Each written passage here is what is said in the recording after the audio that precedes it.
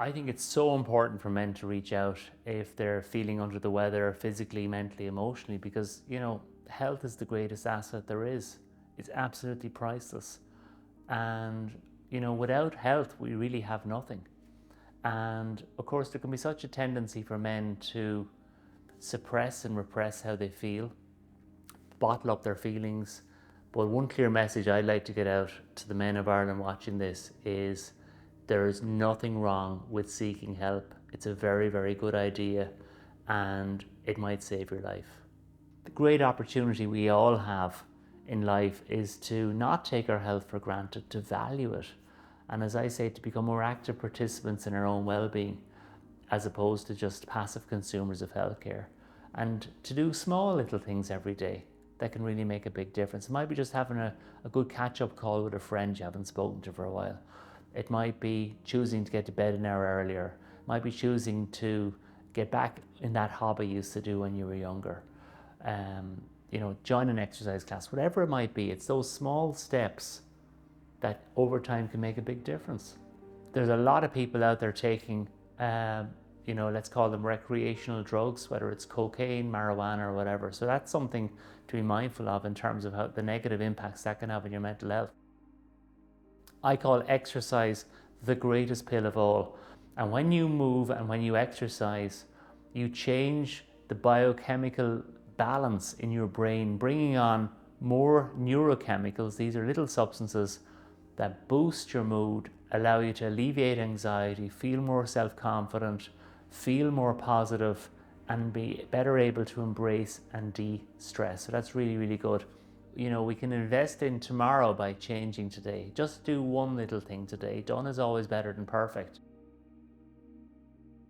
To experience negative emotions like anger or anxiety or guilt, this is part and parcel of life. But instead of suppressing them or sticking your head in the sand, to really appreciate where are those feelings coming from. Maybe you're anxious because you're not getting enough sleep, or maybe you drank too much alcohol at the weekend.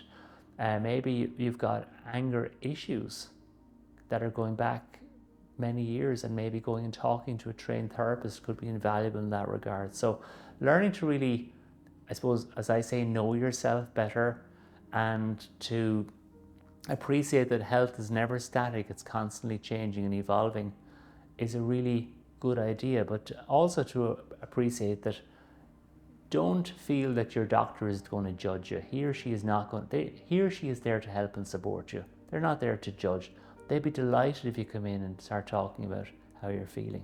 GPs in Ireland, we're specifically trained now to pick up on emotional and psychological problems, and we have very good training to signpost you in the right direction. If you need specialist help occasionally, that's there.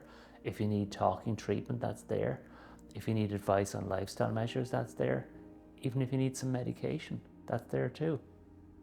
In terms of the construction industry specifically, I can think of several people I've seen in the last few months who have had challenges with their mental health, whether it was alcohol related or cocaine related or just a simple depression.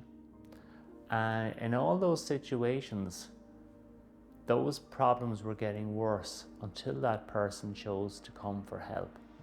In this case, me. And in those three examples I just mentioned, I can tell you those three people are all doing well. The person who was taking cocaine, it turned out to be a big problem, and there was a lot of money involved, and it was causing a lot of family issues. And they went for treatment, for counselling, and went into a treatment centre. They're doing great. The person with alcohol really just had no insight into how the alcohol was really having such a negative impact on his health. He has significantly cut back on his drinking, and he's also taken up